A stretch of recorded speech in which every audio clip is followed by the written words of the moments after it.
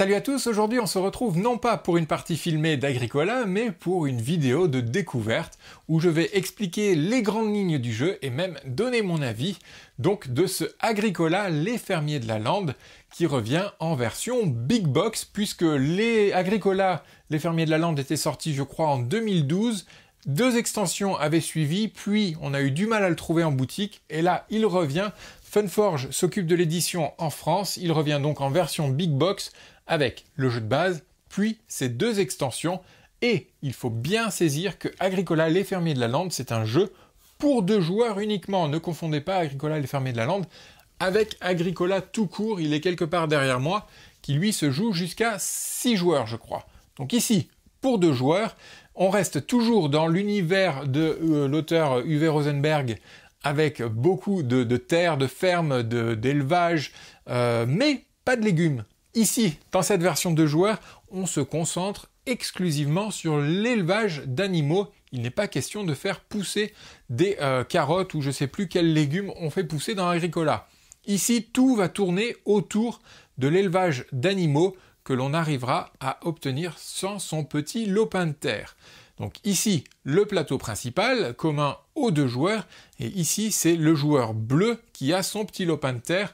On aurait exactement la même chose pour le joueur rouge de l'autre côté, avec lui aussi son petit plateau personnel.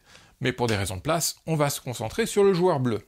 Globalement, l'idée est de venir placer son fermier sur l'une des cases du plateau principal pour pouvoir récupérer des ressources ou des animaux, mais on va dire les ressources qu'il convertira qu'il va utiliser pour construire des bâtiments ou obtenir des barrières que le joueur placera dans son petit plateau personnel pour soit donc construire des bâtiments, soit construire des petits enclos comme ceci par exemple. Une barrière avec 3 barrières ici, puis la barrière de ma chaumière de base. D'ailleurs, tous les bâtiments sont entourés de clôtures, donc de barrières. On peut constituer un petit enclos et donc venir y ajouter des animaux en venant les récupérer sur le plateau principal. Donc l'idée c'est ça, récupérer des ressources, les utiliser pour construire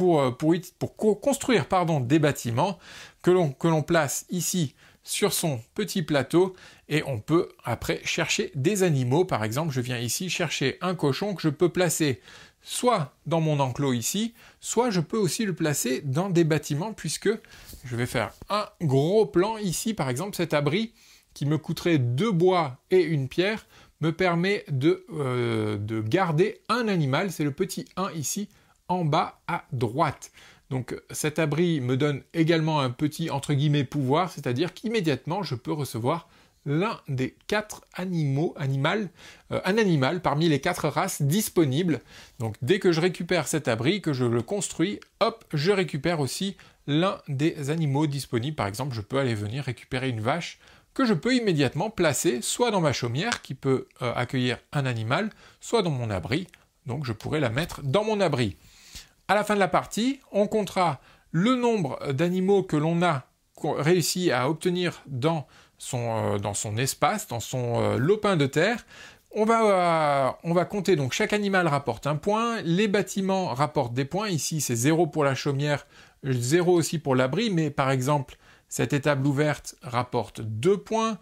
On va compter donc tout cela, on va aussi avoir des bonus en fonction des animaux que l'on aura dans son espace, par exemple, et c'est très pratique d'ailleurs, c'est imprimé dans le mode d'emploi, mais aussi sur les bords de la boîte, sur chaque côté de la boîte, il y a le nombre de points de bonus accordés. Par exemple, si on a 13 moutons, on obtient 3 points de bonus. Par contre, si on a entre 6 et 7 vaches, on n'a qu'un seul point de bonus, mais il y a aussi des malus. Si on a 0 ou 3 moutons, cochons, vaches ou cheval, on a un malus de 3 points, donc il va falloir, pour éviter le malus, obtenir un petit peu de chacune des espèces animales. Donc tout cela va nous fait que l'on n'a pas beaucoup de place finalement, puisque on a au départ que ce petit plateau personnel, mais en allant placer l'un de ces fermiers ici, on peut récupérer déjà les barrières qui se seront accumulées sur cet espace, mais aussi une extension que l'on viendra placer sur le côté, soit gauche, soit à droite de son plateau personnel, et donc étendre son domaine. Mais les extensions donc, nous rapportent déjà plus de cases, ça c'est super cool, mais elles nous rapportent aussi des points si on arrive à les remplir complètement, soit avec des nouveaux bâtiments, soit avec des enclos par exemple. Si je continue à construire des enclos ici, là c'est une case qui est remplie. On peut dans ce jeu aussi placer des auges, je crois que ça s'appelle, qui nous permettent, si elles sont dans un pré-vide, d'accueillir un animal, mais si elles sont dans un enclos, elles permettent de doubler la capacité d'accueil de cet enclos. De base, une case dans un enclos peut accueillir, on va dire que cet enclos peut accueillir jusqu'à 2 animaux, donc 2 moutons, toujours des animaux de la même espèce, mais s'il y a une auge, on double ça, donc on pourrait accueillir jusqu'à 4 moutons dans cet enclos. Il y a des phases de reproduction à la fin de chaque tour, et il y a au passage seulement 8 tours pour arriver jusqu'à la fin du jeu, mais à la fin de chaque tour, on va faire une phase de reproduction, c'est-à-dire que si on a au moins 2 animaux de la même espèce, par exemple dans cette configuration, je n'ai qu'une vache, elle ne peut pas se reproduire, par contre j'ai 2 cochons, ce n'était pas fait exprès la position des cochons, on va les mettre comme ça, si j'ai 2 cochons, ils vont faire un nouveau cochon que je peux accueillir dans ma chaumière, puisqu'elle peut accueillir un animal, et j'ai 4 moutons, eux aussi vont se reproduire, et donc je vais accueillir un nouveau mouton, mais là, hop, manque de bol, je n'ai plus de place, je ne peux pas le mettre uniquement dans un pré, le mouton s'enfuirait si je n'ai pas placé au préalable une auge dans un de mes prés, je ne pourrai pas l'accueillir. Donc voilà, il va falloir réfléchir à ce que l'on veut faire. Je le rappelle, on n'a que 8 tours pour pouvoir construire son petit domaine animalier et on n'a que 3 fermiers par tour pour aller récupérer des ressources, pour récupérer des barrières, des extensions, mais aussi pour construire des bâtiments ou récupérer des animaux. Au passage, au début de chaque tour, on va remettre des ressources, on va réapprovisionner le plateau central, on va remettre par exemple 3 morceaux de bois ici sur cette case, c'est indiqué 3, il y a une petite flèche, c'est-à-dire qu'on va mettre 3 nouveaux morceaux de bois. Le prochain joueur à aller sur cette case va récolter le pactole, tout ce qui se sera accumulé sur cette case jusque-là. Ici, il y a de la pierre.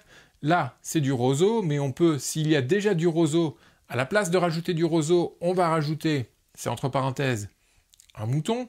Là, s'il n'y a rien, on place un cochon. Mais s'il y a déjà quelque chose, on place un mouton. Tout ça, ce serait à la fin au début du nouveau tour. Ici, on place une vache, mais s'il y a déjà une vache, on place un cochon. Là, on place un cheval. S'il y a déjà un cheval, on place un mouton. Donc les animaux et les ressources s'accumulent. Et donc il y a toute une histoire de timing. Est-ce que je vais tout de suite récupérer du bois ou est-ce que je pense que mon adversaire ne va pas le récupérer et du coup, je peux attendre encore un tour pour, au lieu de récupérer 6 bois, si j'attends le tour prochain, il n'y en aura pas 6, mais il y en aura 9. Là, ça s'accumule par 2.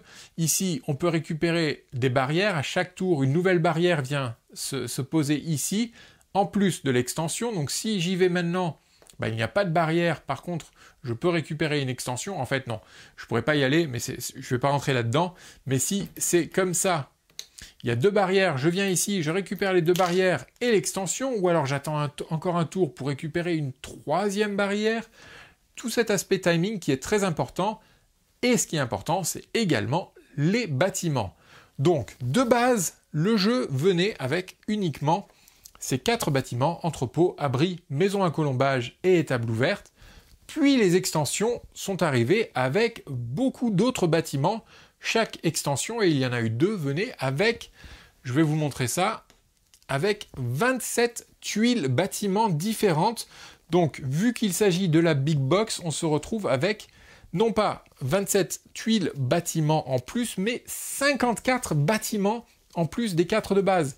Donc vous vous imaginez que ça fait un gros paquet de rejouabilité, puisqu'à chaque nouvelle partie, on va mettre les bâtiments traditionnels, mais on va aussi en piocher 4 aléatoires pour pouvoir varier les plaisirs. Ici, on jouerait par exemple avec le charpentier qui nous dit qu'on peut déplacer nos stalles et nos auges à tout moment, chose qui est normalement interdite, ou la menuiserie qui, une fois avant chaque phase de reproduction, on peut stocker 2 bois dans les... on peut utiliser 2 bois pour construire une nouvelle auge dans son domaine. Donc vous voyez, beaucoup de rejouabilité, c'est ce que j'aime dans ce jeu, et ce que j'aime aussi, c'est qu'on retrouve le Rosenberg, j'allais dire des débuts, en tout cas des jeux comme Agricola, ou un tout petit peu Caverna, même s'il commençait à prendre la tangente avec Caverna, mais dans Agricola, tout est très restreint. Et ici, encore plus, puisqu'on se limite aux animaux. Il n'y a pas les légumes et il ne faut pas nourrir ses ouvriers. Ici, tout est focalisé sur l'élevage des animaux. Donc, tous les choix vont converger vers l'élevage des animaux et on va devoir réfléchir avec seulement 8 tours et 3 fermiers à comment optimiser tout cela alors que l'on est en confrontation directe avec un adversaire qui fait exactement la même chose en allant chercher ses ressources sur le même plateau central. Donc encore une fois, toute cette question de timing, encore une fois, ce nombre de tours limité, et donc avec tout ça, il faut optimiser clairement sa partie, et c'est ce que j'aime, cette confrontation directe. J'ai pas tout dit, je suis conscient que j'ai laissé de côté pas mal de choses, mais je pense que ça vous donne un bon aperçu de ce que peut être une partie d'Agricola, les fermiers de la lande. Moi, je trouve que c'est vraiment excellent. C'est un excellent jeu pour 2 joueurs qui a fait ses preuves. Et c'est pas un hasard s'il revient aujourd'hui en version Big Box. C'est que du luxe avec tous ces bâtiments pour pouvoir varier les plaisirs, encore une fois, d'une partie sur l'autre. Voilà, merci beaucoup de m'avoir suivi jusque-là. Merci pour votre fidélité. N'hésitez pas à mettre un pouce ou à partager la vidéo autour de vous pour faire connaître la chaîne. N'hésitez pas non plus à lire le descriptif de cette vidéo. Vous y trouverez un lien, cliquez dessus et vous serez transporté magiquement vers une page où vous pourrez donner un petit don, faire un petit don à extralife.fr pour nous permettre de continuer cette belle aventure. Merci beaucoup, on se retrouve dans une autre vidéo. Ciao!